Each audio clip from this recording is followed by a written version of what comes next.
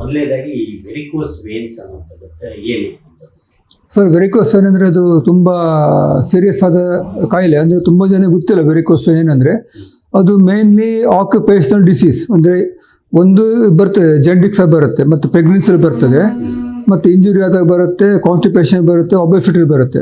ಮತ್ತು ಮೇನ್ ಆಗಿ it is occupational ಹೆಜಾರ್ಡ್. ಅಂದರೆ ಯಾರು ಲಾಂಗ್ ಸ್ಟ್ಯಾಂಡಿಂಗ್ ಮಾಡ್ತಾರೋ, ಲಾಂಗ್ ಫಿಟ್ಟಿಂಗ್ ಮಾಡ್ತಾರೋ. ಎಕ್ಸಾಂಪಲ್ ಲಾಂಗ್ ಸ್ಟ್ಯಾಂಡಿಂಗ್ ಅಂದರೆ ಬಸ್ ಕಂಡಕ್ಟರು, ಬೇಕ್ರಿ, ಹೋಟೆಲ್ ವರ್ಕ್ ಮಾಡೋರು, ನಿಂತ್ಕೊಂಡು ಲಾಂಗ್ ಸ್ಟ್ಯಾಂಡಿಂಗ್ ಅಂದರೆ ದಿನಕ್ಕೊಂದು ಮಿನಿಮಮ್ 8 hour ನಿಂತಿರೋರು ಅವ್ರ ವರ್ಕಿಂಗ್ ಪ್ಲೇಸಲ್ಲಿ, ಅವರಿಗೆ ವೆರಿಕೋಸ್ ವೇನ್ ಬರುವಂಥ ಚಾನ್ಸಸ್ 80% ಇದೆ.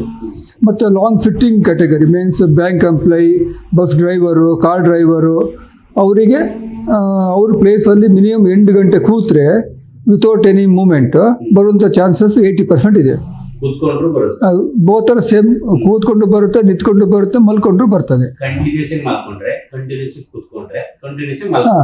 ಮೂರು main reason for varicose vane.